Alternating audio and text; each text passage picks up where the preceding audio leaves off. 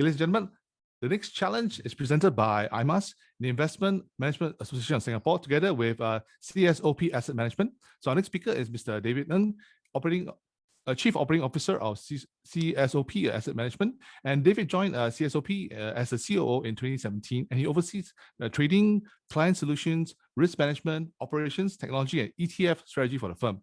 He's responsible for designing and driving the infrastructure strategy of CSOP to support its business growth, as well as the development, and is also currently leading the digital transformation initiative for CSOP. Now, just a brief introduction of CSOP. It was established in Hong Kong in 2008, and it is the largest renminbi qualified institutional investor manager in the market with global footprints across many regions. The challenge statement from CSOP is actually quite fascinating. It's how can high volumes, right, of non-standardized trades be processed, matched, and settled in a quick and accurate manner. Ladies and gentlemen, please welcome David.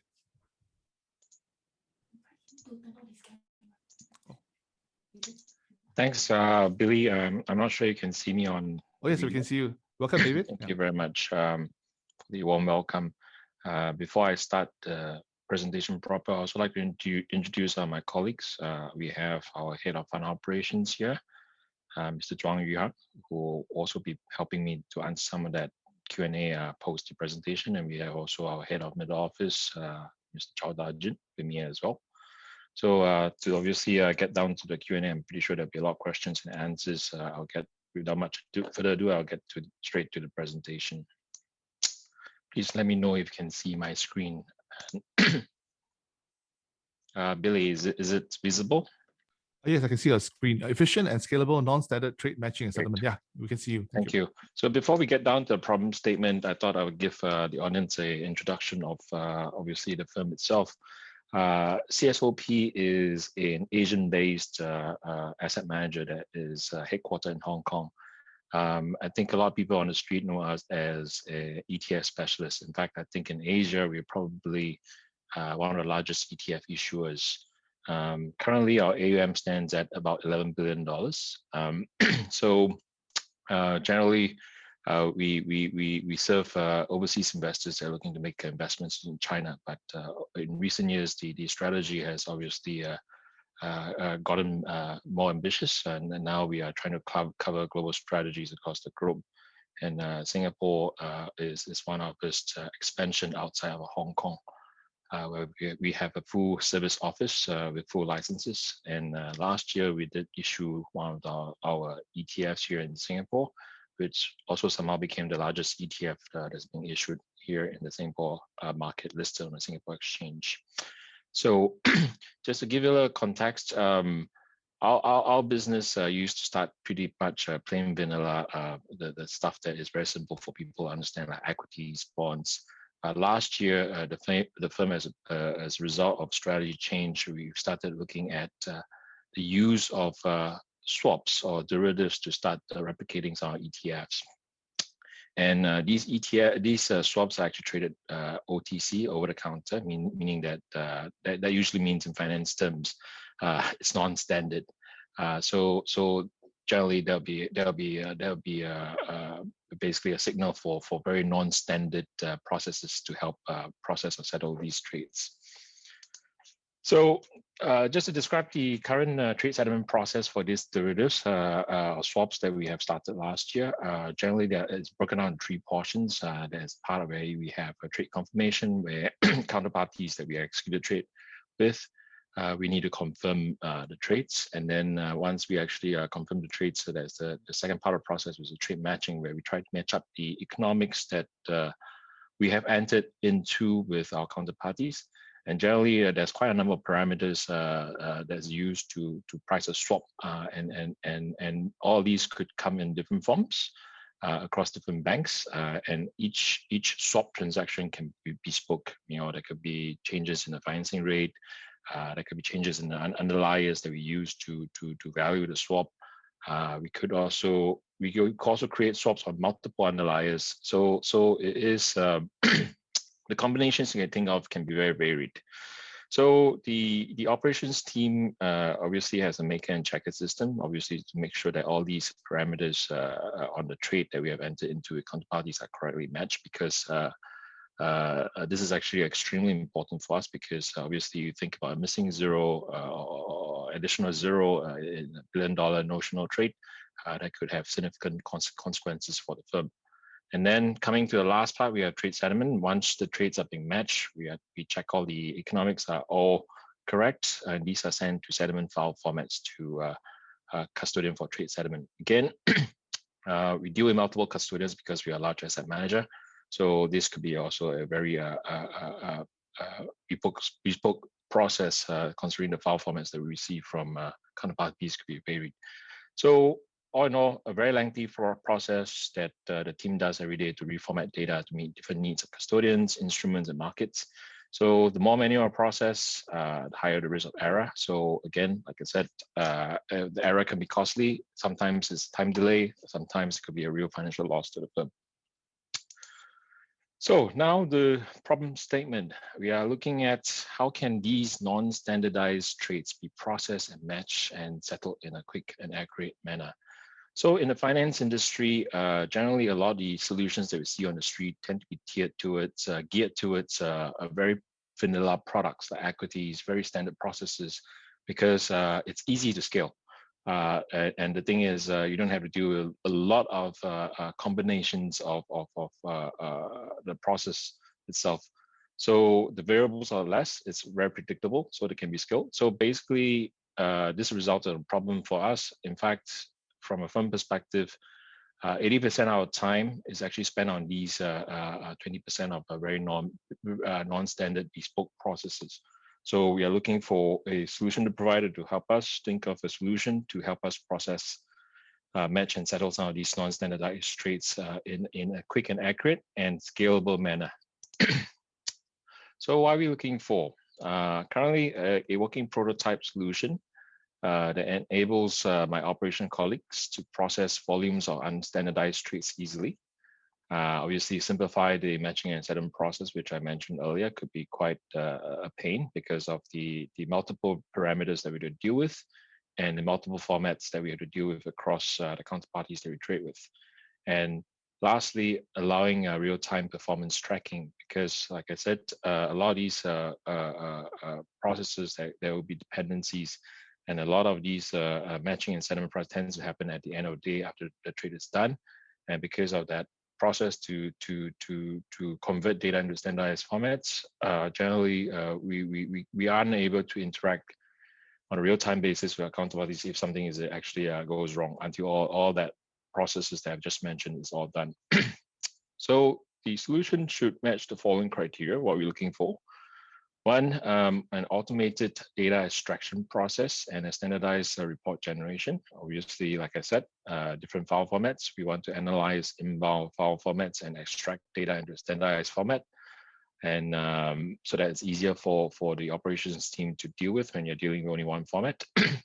And then the output report should be customizable because we have multiple stakeholders that's looking to utilize the output from these data that we collect. Second thing, smart trade matching logic. Like I said, if you recall on part two, step 2 of the process, we do a lot of trade matching, many parameters, and it could be different across counterparties.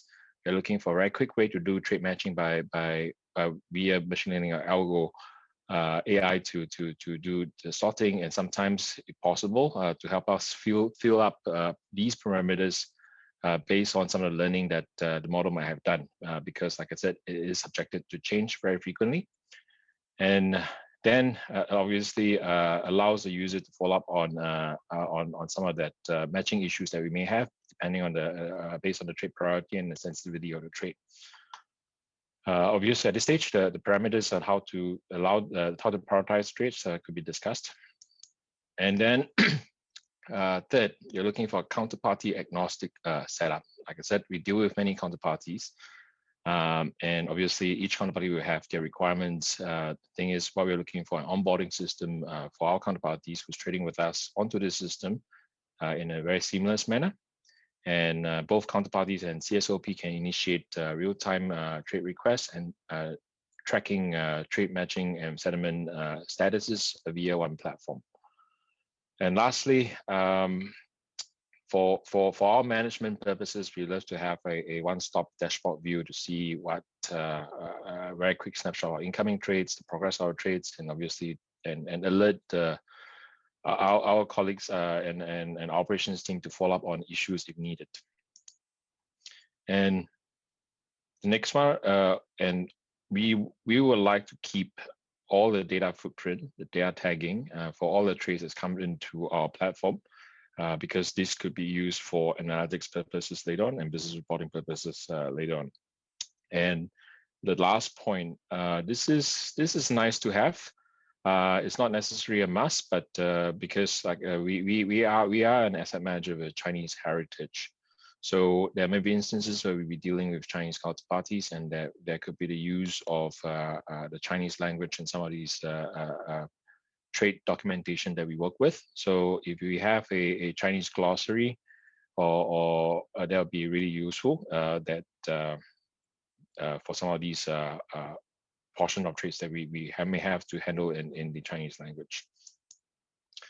So what's in it for the solution provider? I think, like I said, we will award 20,000 of prize money for basically the winner of the solution of provider of choice that we will select, and of course we will gain access to IMDA's technology resources and facility prototyping, and we will also have the opportunity to collaborate with IMAS, the Investment Management Association of Singapore, to reach out to the greater community for exposure, refinement, deployment, because I don't believe this. I believe this solution, if it's workable, it can be scaled. A lot of asset managers like ourselves will be looking to deploy the same solution.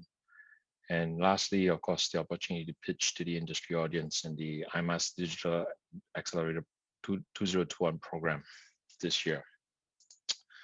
So just to share with you some of the evaluation criteria that we will use to select the solution provider or the winner of the solution, is that we first look at solution fit. I mean, the extent of the proposed solution, whether it addresses the problem statement effectively, and second point, the readiness, how ready is the proposed solution to go to market, and then if there's any evidence that this can be scaled. Some solution advantage, I think, like I said, we love to have a cost benefit analysis. If this is going to be a really cost effective of us in real terms, that will go a long way in helping us to choose the winner of this solution. And if it actually does make use of any new technologies in the market, and it can potentially generate new IP for us, that'd be great, because there's potential for this to be monetized. And of course, and if the solution can clearly articulate the top 3 key benefits that the solution will bring to the asset management industry, I think this will help go a long way, because this clearly means that the solution is scalable across for asset managers at least. This is optional. We obviously we are not just looking for a proof of concept, and what we are looking for is that we can have a deployable product. So if the solution provider can provide some estimated cost for the pilot trial, deployment, and software support, if they manage to develop a workable solution, that'd be useful. That could result in further ongoing contracts with CSOP itself to help support, develop, and maintain this product. So the product itself on a company profile, obviously it's nice to have, but it's not a must-have. But it's something that we would like to use to evaluate the solution provider, is that we'll consider if the product will have a user revenue traction, if the team members that is within the solution provider really possess the strong scientific and technical background, and particularly experience in the financial services industry, that would be particularly useful. And if the team actually has relevant clients or use cases that's really been deployed in the financial services industry, that will also be considered. And we obviously hope to work with teams that has a long-term view and looking to grow in Singapore. I think that will help to go a long way in terms of us selecting that particular solution provider. So I'll ask, I think the deadline for submission is 30th of July 2021. I guess this is common information. I think I'll just get straight to the Q&A for the audience. Thanks, Billy. Thank you, David. I think the audience is ready for your Q&A. I understand that your colleagues have, Yu Hang has already been helping to answer some of the questions. He has typed in his replies already, so we won't take all those questions that Yu Hang has already tackled. But I'd like to move on to a question from Kimberly Lee. And Kimberly says, "Hi David, thank you for sharing."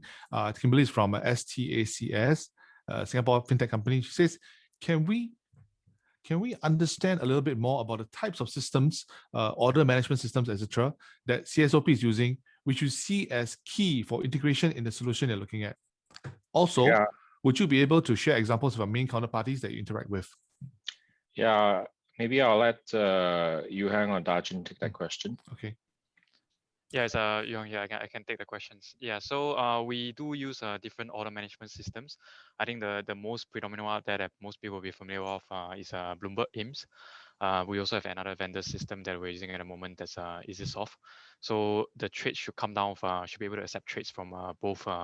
It should also be in a sense OMS agnostic, in a sense we can build the trade feeds from different OMS systems, so that we can bring in our own trades that represents our parts of the trades, and then the other side will represent the broker dealers trades. So then we bring both set of data for reconciliation.